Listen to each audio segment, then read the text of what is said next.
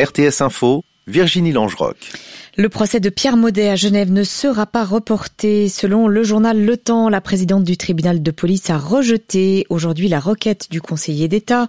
Ce dernier demandait à revoir les dates de son procès, prévu mi-février, au motif qu'il tombait 2 semaines seulement avant l'élection partielle du 7 mars.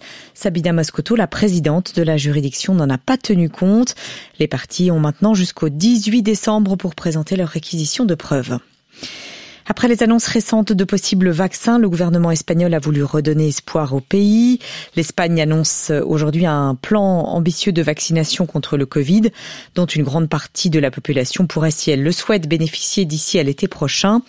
Alors que le pic de la seconde vague semble être passé, le dirigeant socialiste assure que l'Espagne serait le premier pays de l'Union européenne avec l'Allemagne à disposer d'un plan global de vaccination pour ses 47 millions de citoyens.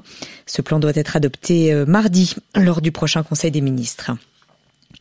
C'était l'un des 2 derniers compagnons de la Libération encore en vie. Daniel Cordier s'est éteint hier en France.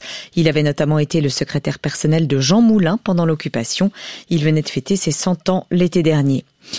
Et au même moment, l'Allemagne a défendu aujourd'hui l'héritage du procès de Nuremberg. Le pays a commémoré aujourd'hui le 75e anniversaire de ce procès où se tenaient les plus hauts responsables nazis encore vivants en 1945.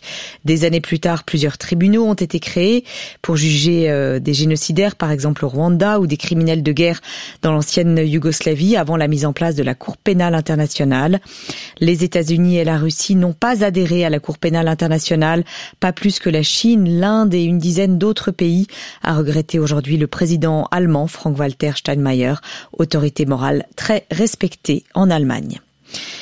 Hockey sur glace ce soir et Fribourg-Gotteron reçoit Bienne en National League. Ces 2 équipes étaient déjà aux prises, l'une avec l'autre samedi dernier. Les Fribourgeois s'étaient imposés 3-1. Alain Thévoux, vous êtes sur place et le derby de ce soir est une nouvelle fois très serré. Oui, très serré. Après 40 minutes de jeu, c'est 2-1 pour Fribourg-Gotteron face à Bienne. Bienne qui pourtant souhaite prendre sa revanche. Fribourg-Gotteron a pu ouvrir le score très tôt dans la partie par Julien Sprunger après 2 minutes 14. C'est le premier but de la saison du capitaine. Il a dû attendre 12 matchs pour enfin débloquer son compteur. Mais Bienne a pu réagir dans la minute qui a suivi, même 40 secondes plus tard, par Forster, le défenseur qui s'est échappé et qui a contourné la cage pour tromper Béra. Puis Desharnais à la 13e a redonné l'avantage à Fribourg-Gotteron qui mène donc 2-1.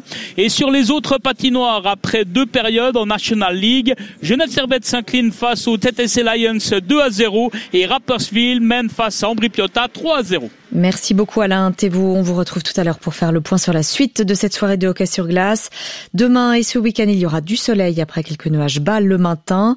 Il fera 4 degrés dans les endroits exposés à la bise et ailleurs, partout ailleurs de 5 à 8 degrés au meilleur de la journée.